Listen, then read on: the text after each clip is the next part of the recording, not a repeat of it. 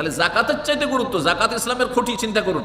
তার চাইতে গুরুত্বপূর্ণ আপনার স্ত্রীর খাবার, ভরণ পোষণ, খরচ খরচা, আর তাদেরকে বাসস্থান দেওয়া, বাড়ি দেওয়া বা বাসা ভাড়া যদি ভাড়া বাসায় থাকেন, তারপরে ছেলেমেয়ের খাবার দাবার, বাপ মায়ের খাবার দাবার, বোনেরা আছে, নাবালক যদি এখনও কাজকর্মের যোগ্য হয়নি, ভাইয়েরা আছে, আর বাপ চালাইতে পারে না সংসার, এইগুলো খরচ করে বাঁচলে তখন জাকাত, না হলে জাকাত নেই।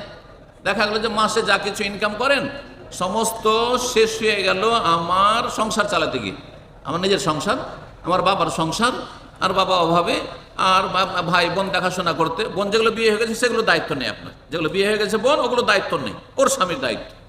কিন্তু যেগুলো বিয়ে হয়নি অথবা তালাক হয়ে চলে এসেছে, বিধবা হয়ে গেছে, আর তাদের দেখাশোনা করে। বিধবা হলে আমাদের দেশের মেয়েরা মনে করে শ্বশুর বাড়ি পড়ে থাকতে হবে, আর গিয়ে ওই ভাসুর আর দেবরের আশা করে বসে থাকে না, তাদের কোনো দায়িত্ব নেই, তাদের কোনো দায়িত্ব নেই ভাবি সম্পর্কে। আর দায়িত্ব আপনার আবার ফিরে আসছে, স্বামী মারা গেছে, দেখাশোনার কেউ নেই, ভাইয়ের উপরে ফরজ যেতে সেই বোনের খাবার দেবে, বোনের বাসা দেবে, বোনকে থাকার জায়গা দেবে, হ্যাঁ, সমস্ত ফরজ। এগুলো জানবেন কোথা থেকে? কোরআনের জ্ঞান থাকবে, হাদিসের জ্ঞান থাকবে, ইসলামের জ্ঞান থাকবে, তাহলে জানেন না, যার ফলে আমল করেন না আমার দেশের মানুষরা।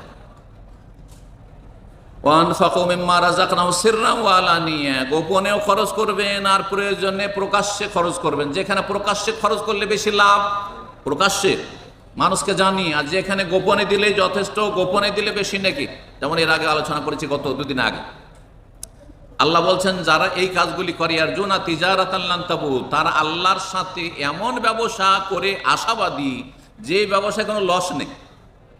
আল্লাহর সাথে এমন ব্যবসা তারা করলো এবং এমন ব্যবসার আশাবাদী তারা, লান তাবুর, যাতে তাদের কোনো লস নেই, লাভ আর লাভ। দুনিয়ার ব্যবসাতে অধিকাংশ লোক কিন্তু লস খায়। কয়জন দাঁড়াইতে পারে প্রতিষ্ঠিত হয় ব্যবসা করে? বহু লোক চেষ্টা করে ব্যবসা, আর তারপরে ঠান্ডা হয়ে যায়, অল্প কিছু লোক ওপরে উঠে গেল। জি, আর আজকাল এই সুদি সিস্টেমের কারণে, জুলুম অত্যাচার শোষণের কারণে, হ্যাঁ, যা টাকাতে টাকা টেনে নিয়ে আসছে, হ্যাঁ, গরিব আরো গরিব হইতে আছে, আর সুদখোর বড় লোক হইতেই আছে, ইসলাম বিরোধী অর্থনীতির কারণে। তো যাই হোক, এই হচ্ছে কোরআনে কারিমের তেলাওয়াতের ফজিলত। কোরআনে কারিম যারা তেলাওয়াত করবে তাদের কোনো লস নেই, লাভ আল্লাহ। নবী সাল্লাল্লাহু আলাইহি ওয়াসাল্লামের যে একটি হাদিস শোনাই কোরআনে কারিমের তেলাওয়াতের ফজিলত সম্পর্কে, খায়রুকুম মান তাআল্লামাল কোরআন ওয়া আল্লামাহ, সহিহ মুসলিমের হাদিস। নবী সাল্লাল্লাহু আলাইহি ওয়াসাল্লাম তোমাদের মধ্যে সবচাইতে ভালো মানুষ ওই সব লোকেরা যারা কোরআনে কারিম শিখে এবং শিখায়।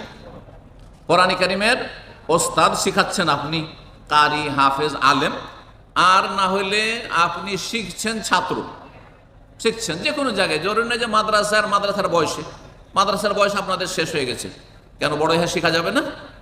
সাহাবীরা যারা মুসলমান হয়েছেন তাদের মধ্যে নাবালক কেউ ছিল? সবাই তো সাবালকে ইসলাম গ্রহণ করেছে, আর সবাই বড় বড় আলেম আর জ্ঞানী সাহাবীরা হয়েছে।